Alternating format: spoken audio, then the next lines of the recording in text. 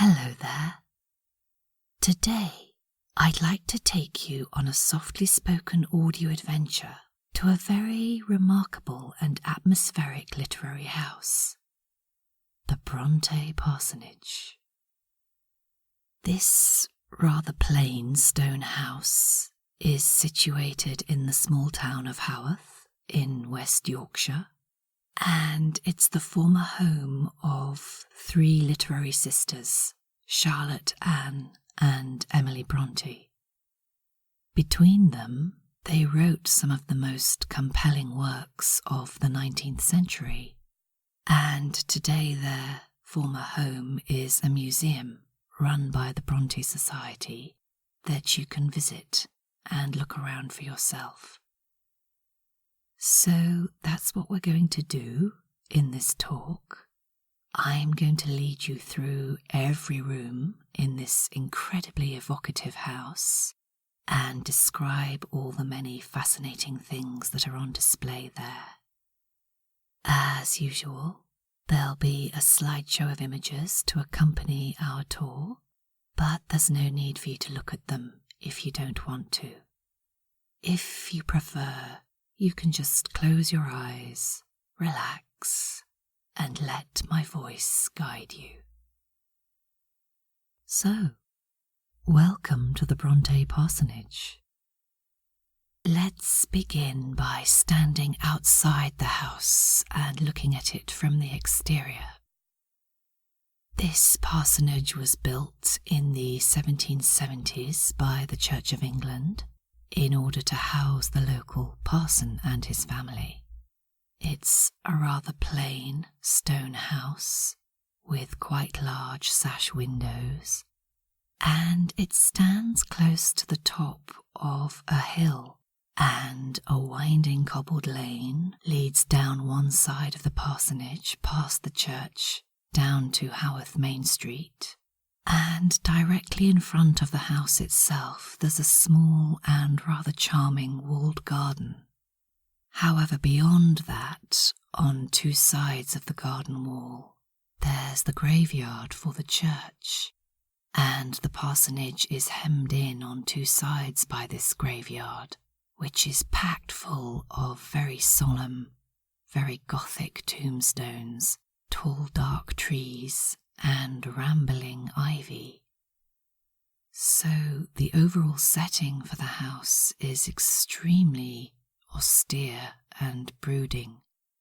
Even today, it still has an atmosphere of quite stern sobriety. In 1820, Patrick Bronte, who was the recently appointed new parson of Haworth, brought his family to live at the parsonage. There was his wife Maria and 6 children: Elizabeth, Maria, Charlotte, Branwell, Emily, and Anne. However, the move turned out not to be a happy one for the family. The year after they'd settled there, Maria Bronte died and left her husband a widow to look after 6 children. But then the 2 eldest girls, Elizabeth and Maria, also died. They had been sent to school at Cowan Bridge, and whilst they were there they contracted the disease tuberculosis, and both were dead by the end of 1825. So all these early deaths in the family led to the 4 remaining children bonding together very closely. And although Patrick Bronte did his best to raise his remaining 4 children as virtuous and pure members of Victorian society, all of his remaining children were very spirited, very intense in their emotions, and also passionately creative. As they grew older, they encouraged each other in their creative passions and in their artistic pursuits, which meant that over time the parsonage became something of a hothouse, really, for the formidable creative talents that were developing there. Of the 4 remaining siblings, only Branwell Bronte would not live up to the early promise shown by all of them. Sadly, he would grow up to fritter away his talents, really, in alcohol and opium addiction. But his three sisters did go on to fulfill their early creative promise. All three of them became celebrated authors, and they managed to do it at a time when it was still really quite disreputable for a woman to become a novelist.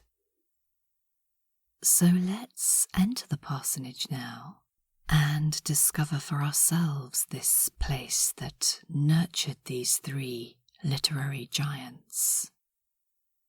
Passing in through the front door, we find ourselves in a narrow entrance hall, which has a flagstone floor and is painted in a fresh pale blue colour.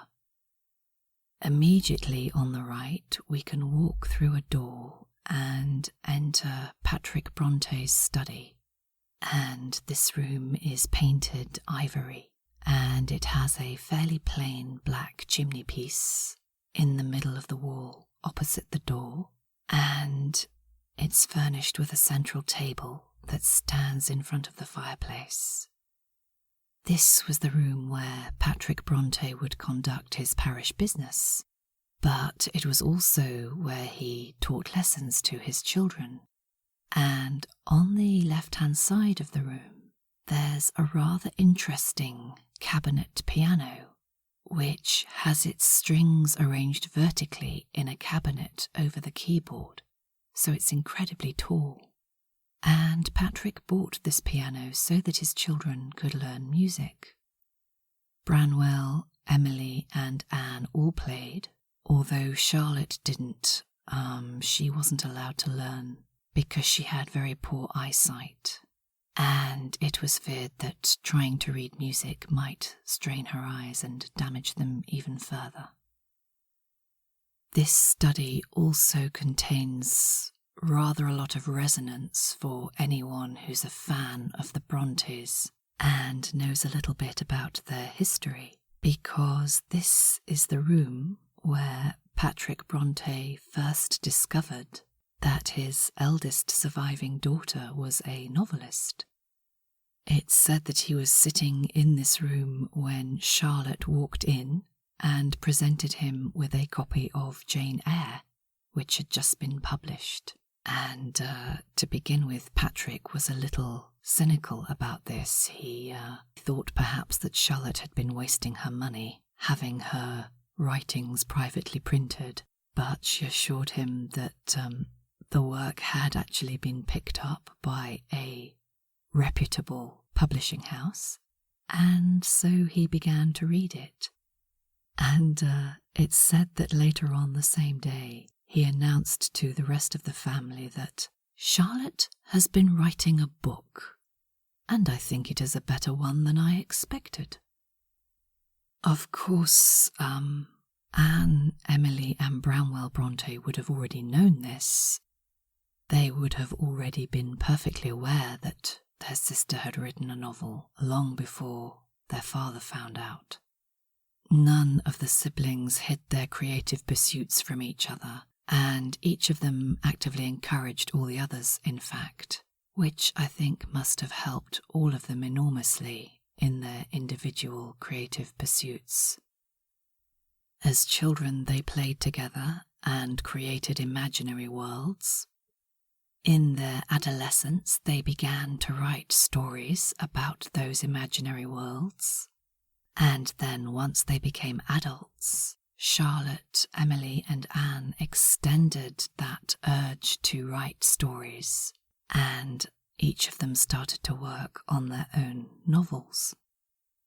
And if we turn out of Patrick's study now and enter a door on the opposite side of the entrance hall, we'll come into the dining room, which also served as the writing room for all three of the Bronte sisters. At the centre of the room is the original mahogany table, where all three of them sat while they were working, And it was at this very table that Charlotte wrote Jane Eyre, Emily wrote Wuthering Heights, and Anne wrote Agnes Grey. And those three novels, some would argue, are three of the greatest novels of the 19th century. So it's really rather extraordinary to be able to stand in front of the table where all three of those works were written. Next to the dining table, there's also a rocking chair, which is the chair where Anne Bronte would sit, with her feet up on the fireplace fender. And opposite that, on the right-hand wall, there's a leather-upholstered sofa, which also has a very deep connection with the family, although sadly it's not such a happy connection, because this sofa is said to be the place where Emily Bronte died. Given this sombre memento of the family, you might expect the dining room to have quite a solemn atmosphere, but it doesn't actually. The room actually has a very cheerful atmosphere, which might be due to the pretty red and white patterned wallpaper and the crimson curtains, which echo the original decorative scheme chosen by Charlotte when she redecorated the house in 1850. But it might also be simply because this room was such a creative place for the Brontes, such a positive place, such an exciting place really, because it was where their ideas found fruition on the page. And I'd like to think that that creative energy and passion is stronger than the more melancholy associations of death and decay. Let's continue down the entrance hall now, and we'll walk under a cream-painted archway and turn right into the kitchen. This is quite a little room, although originally there would have actually been two kitchens. This would have been the front kitchen, and then there was a back kitchen where the laundry was situated and the heavy household chores were done. However, that back kitchen was knocked down in the time after the Brontes, and so the room that survives is this small and rather cosy front kitchen. It contains a Victorian-era black-leaded range fire where the cooking would have been done, and there's also a rather delightful selection of items on display that once belonged to the Bronte household, and these include some refreshingly ordinary kitchen paraphernalia, such as a copper kettle, several teapots, and some pretty blue and white china. In the time of the Brontes, this kitchen was very much the domain of Tabitha Ackroyd, who was the main Bronte servant, and who developed a very strong bond with the four remaining Bronte children. They apparently loved to come in here and listen to the Gothic stories that Tabby would tell them about the witches and ghosts that lived up on the moors.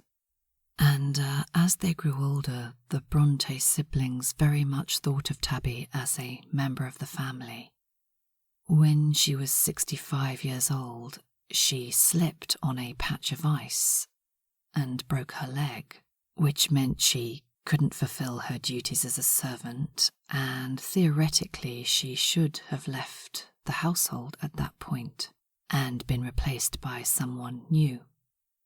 However, when this was suggested, the Bronte children absolutely revolted and insisted that Tabby should stay because she was such a key part of their family.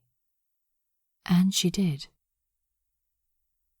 Another person who became a key member of the Bronte household, although not until much later, was Arthur Bell Nicholls.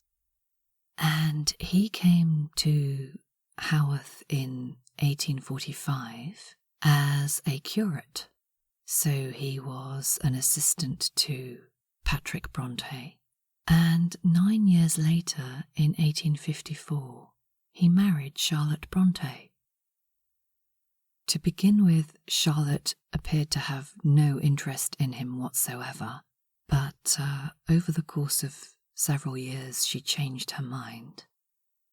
This might have been partly to do with the fact that by the summer of 1849 she'd lost all of her remaining siblings.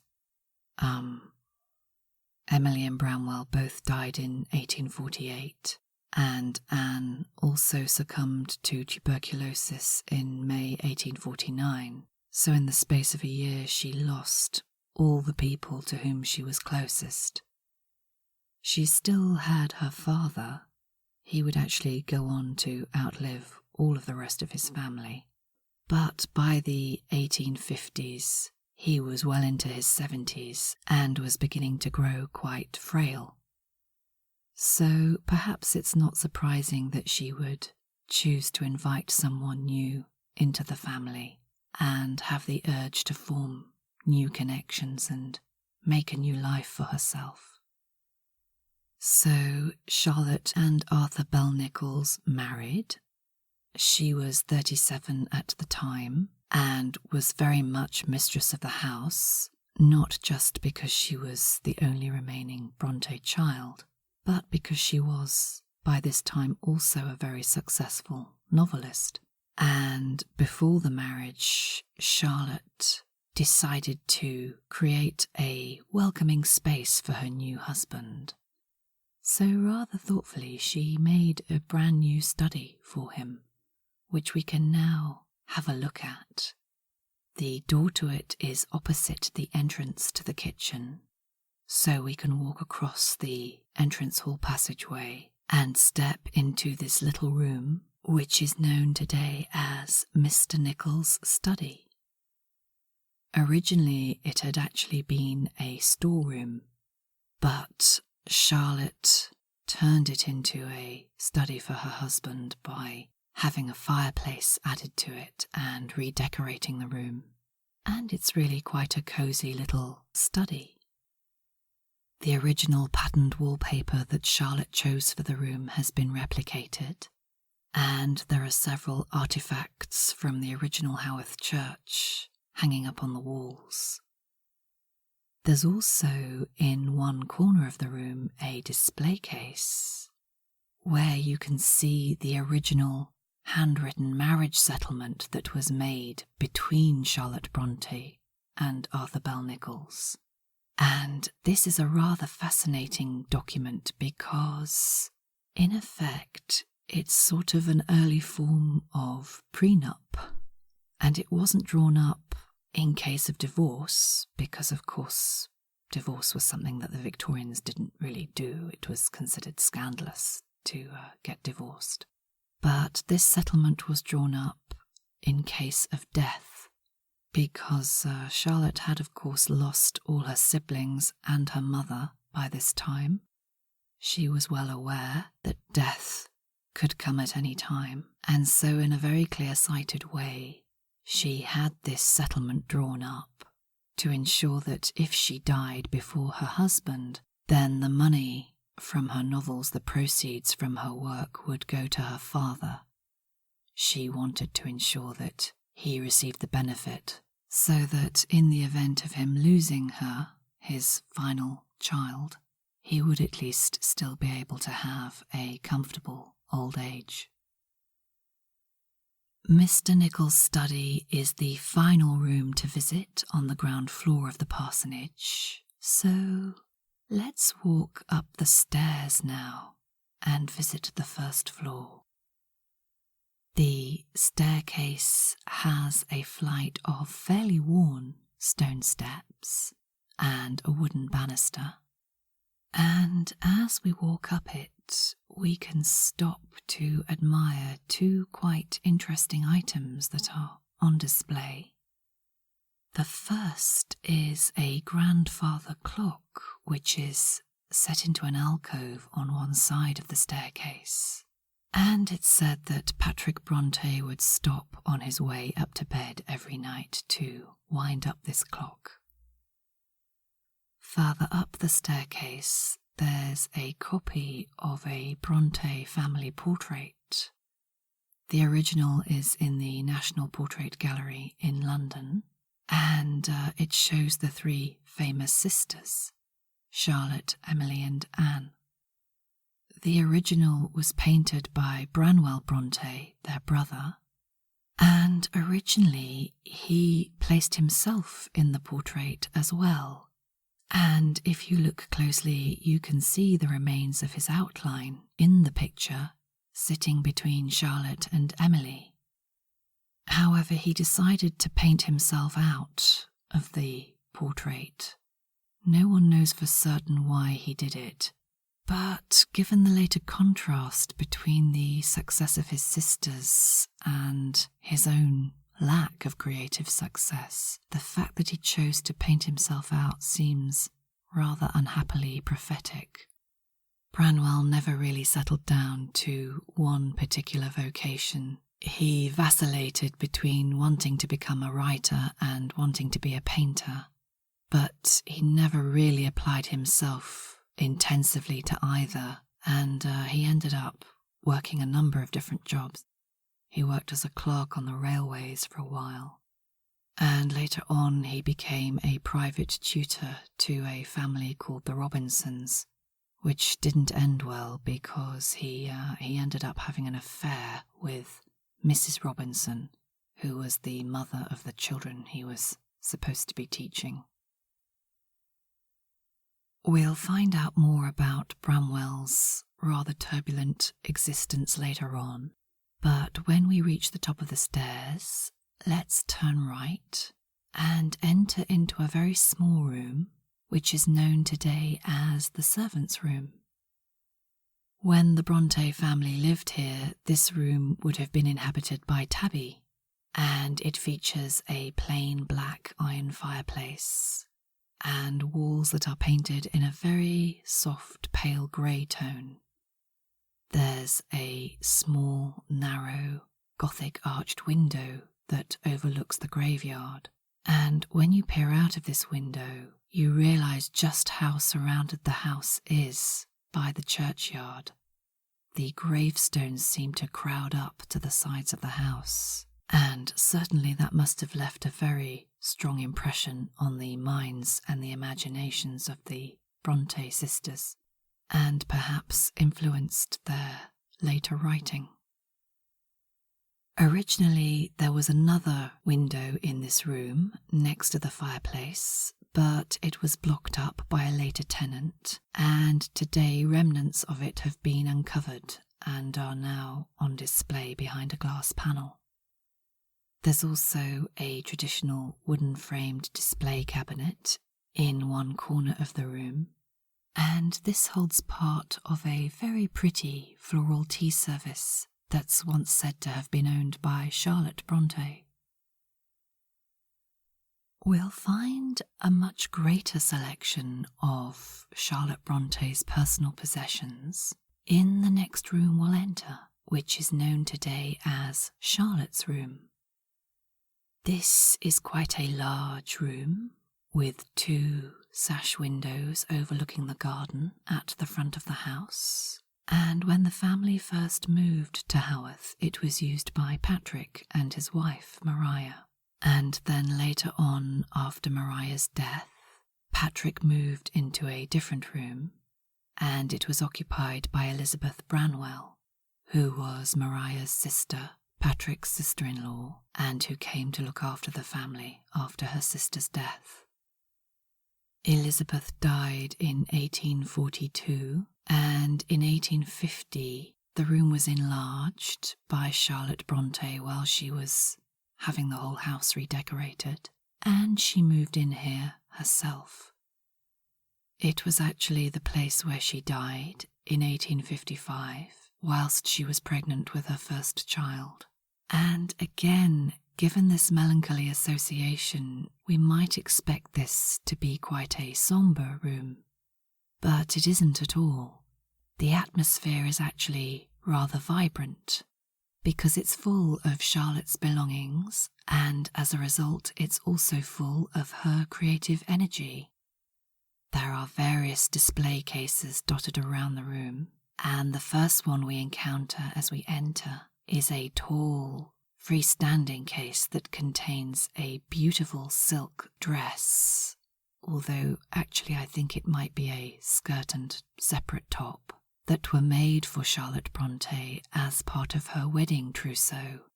She wore this outfit when she embarked on her honeymoon with Arthur Bell Nicholls, and next to it in the same case there's a fan, which was given to Charlotte by her close friend Ellen Nussey, and there's also a pair of Charlotte's boots, which demonstrate just how narrow her feet were, and which are rather stylish. They're made from a woven brown fabric which is patterned with tiny white dots, and they're tipped over the toes with brown leather caps. On the wall opposite this clothing display, there are 2 cabinets that hold items from Charlotte's creative life. One contains her paint box and a couple of exquisite watercolour paintings of flowers that she made while she was in her mid-teens. These show that she was an artist of quite some talent. They're very delicate, very decorative, but they also have beautifully vibrant colours, and they show that she had a really artistic eye and an eye for detail, which of course is a quality she later gave to her heroine in Jane Eyre. In the adjacent case, there's an item which is even more central to Charlotte's creative life, and that's her personal writing desk. It's displayed with some of its original contents, such as a quill cutter and some sealing wafers, and it's scattered over with letters and invitations that Charlotte actually received. This writing desk is, it's quite something. If you're a fan of Charlotte Bronte's work, it's quite amazing to actually see it in the flesh. And on the opposite side of the room, there's another really poignant and touching display, this time of the jewellery that belonged to all 3 of the Bronte sisters. There's a particularly striking and quite flamboyant necklace made of turquoise beads and beautiful, shining shells that once belonged to Anne Bronte. There are several shorter necklaces that belonged to each of the sisters, and there's a selection of rings that were once worn by Charlotte. I don't know why, but I find seeing this jewellery particularly evocative. Perhaps it's because items of jewellery are so personal. They're worn every day. They're worn on the skin or next to the skin. And all of us who wear jewellery have our favourite pieces that we like to wear. And so I suppose these pieces evoke the everyday lives of these women who took simple pleasure in their rings and necklaces, just as we do today. Seeing their jewellery perhaps creates a more human connection to these great literary figures of the past. The final cabinet in Charlotte's room holds a further selection of her watercolours. This time they're all portraits, some that were taken from life, but quite a few others that were imaginary portraits. Charlotte Bronte just created them out of her imagination. And once again, her skill as an artist is really evident in the fineness of these portraits and in the way she's managed to capture the expressions in the faces. There's one picture I find particularly intriguing. It's an imaginary portrait of a young unknown lady who is very beautiful and elegant. And as soon as I saw it, it brought to mind the scene in chapter 16 of Jane Eyre, in which Jane sketches a portrait of herself as disconnected, poor and plain. And then she takes another sheet of paper and draws an imaginary portrait of Blanche Ingram, who is the young lady who she believes her employer, Mr. Rochester, will eventually marry.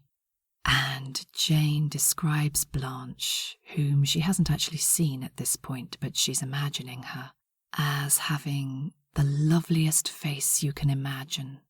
And Charlotte wrote this description of the imaginary Blanche Ingram portrait more than 10 years after she painted this real little watercolour portrait. But looking at this little picture now, in its display case, I wonder if it was this imaginary beauty that she had in mind when she wrote that particular passage in Jane Eyre. Walking on from Charlotte's room, the next room we can peep into through the open door is a tiny little space known as the children's study, and this is the room where the young Brontes learned to read and write. It's also the room where Emily is said to have slept during the last few years of her life, and originally it was a little bigger than it is today. After the death of her sisters, when Charlotte decided to refurbish the house in 1850, she had part of this room shaved off to make her own room next door slightly bigger, and so today the room is quite a bit smaller than it was when Emily slept here. It's now furnished very snugly with a large and handsome chest of drawers and a bed that fits neatly under the window. To the left of the children's study is the door that leads into Patrick Bronte's bedroom. This was the room he moved into after his wife's death in 1821, and it's also the room to which he brought his son, Branwell, when Branwell was in the final stages of his life. There's a half-tester bed in the room which isn't original, but it's a reproduction that's been based upon a cartoon that Branwell Bronte actually drew, which shows himself lying on a bed and being woken by the figure of death. And he called the drawing a parody. It was supposed to be a joke, but sadly Branwell was summoned by death in this very room while his father watched over him.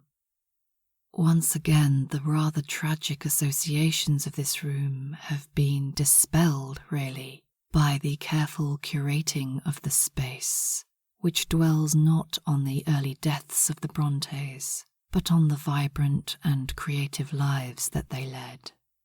And this creative ethos is summed up in Patrick Bronte's room by a rather beautiful patchwork quilt, which covers the top of the bed and is pretty much an exact reproduction of a quilt that was made by the Bronte sisters. The original is owned by the museum, but it's not put out on display very often because it's rather faded and far too fragile to keep out on public display. But the reconstructed version that is on display is rather fabulous. It's very bright in its colours, and it features a beautiful pattern of patchwork flowers that surround a central square, holding one very large central bloom. The Bronte sisters apparently weren't all that keen on sewing, but nevertheless they worked on this quilt together, using scraps of silk, taffeta and velvet that they'd saved from old dresses. And it's rather nice to think of the three of them bending their heads together over this quilt, sewing it together and perhaps talking to each other quietly about their various literary projects that they were working on as they sewed. The next room we'll visit is the final room in the original parsonage house, as it was known at the time of the Brontes. And this room today is called Branwell's studio. This was the room where Branwell used to paint while he was studying to be an artist, although later on, after his death, the room was converted into a bedroom. Today, Branwell's creative den has been rather ingeniously reconstructed, It's full of paintbrushes, sketch pads, letters, and other pieces of artists' paraphernalia that were originally, in fact, all props for a TV drama that was made about the Brontes in 2016. It was called To Walk Invisible, created by the well-regarded writer Sally Wainwright, and in that TV show, the rooms of the parsonage were very realistically recreated, including Branwell's studio. So after filming had finished, some of the props from the TV sets were donated to the parsonage, and they've been used in a very artful way in this room to create a wonderfully atmospheric sense of Branwell's personality and his artistic ambitions. This imaginative use of props to bring to life this little room is particularly ingenious because in the 1870s, a later incumbent of the parsonage called John Wade actually extended the house on this side. He built an extension, and as a result, Branwell's former studio was knocked through into a corridor. It was effectively turned into a passageway to the new extension, which it still is today. So we can walk through it now, stepping underneath a pointed Gothic archway, and into that later extension, which now houses the exhibition room for the Bronte Parsonage Museum. This exhibition room is a large and airy space, and it's absolutely packed full of the most amazing treasures relating to the Bronte family. There are handwritten poems, manuscripts, letters and sketches. There are items of clothing, household objects, and several items that are rather touching in their ordinariness, such as a sewing box, a smelling salts bottle, and the 2 brass collars that once belonged to the Brontes' family dogs. Any Bronte fan could spend hours and hours in this room, looking at all the different objects that are on display. However, let's walk down a flight of stairs now at one end of the exhibition room, because there's still one more space left to see, and that's the Bonnell Collection Room. This is another, slightly smaller exhibition space, which is dedicated to changing displays curated from the Bonnell Collection. And the Bonnell Collection was named after Henry Houston Bonnell, who was an early member of the Bronte Society and who collected together many important books, manuscripts, letters, and drawings that had once been owned or created by the Bronte family members. Currently on display, there's a rather fascinating pencil study of various types of eyes that Charlotte Bronte drew in 1831, and you can see the original sketch in a display case, but you can also see a blown-up version of the same drawing that's been used to decorate the wall, and which creates quite an impact when you walk into the room. Alongside this sketch, there's also a rather fascinating display of various pairs of spectacles and eyeglasses that actually belonged to members of the Bronte family. Charlotte, Branwell, and their father Patrick all suffered from fairly poor eyesight and needed to wear glasses. And again, it's rather amazing to be able to see these everyday items that once belonged to this incredible family. The Bonnell Collection Room is the final room to visit at the parsonage, so from there we can make our way through into the museum shop and round off our tour with a browse through some of the many Bronte-related books and gifts that are on sale there. Once we've finished wandering round, we can say goodbye to the house and step outside into the fresh air.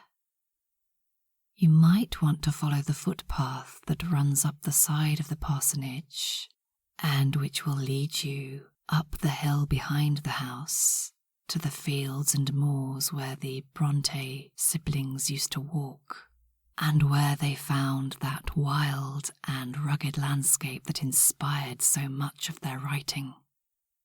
Alternatively, you might want to wander down the hill and enter that Gothic graveyard that surrounds the church of St. Michael's and All Angels. This church was actually rebuilt in 1879, so it's not the original church where Patrick Bronte and Arthur Bell Nicholls both preached, but it still contains a memorial chapel to the Bronte family, and it's a very interesting little church to visit. The whole area really, the church, the graveyard, the parsonage itself, the fields and moors that rise up behind it. It's an utterly unique and incredibly atmospheric place. And it's rather irresistible to fans and scholars of the Brontes and their work. It brings to life so vividly those towering literary talents and gives us a magical sense of who they were as people. This brings our tour of the Bronte Parsonage Museum to an end, and I do hope you've enjoyed exploring it with me. I hope too that you can join me again soon for another softly spoken audio adventure. And until then, thank you for your company. Goodbye.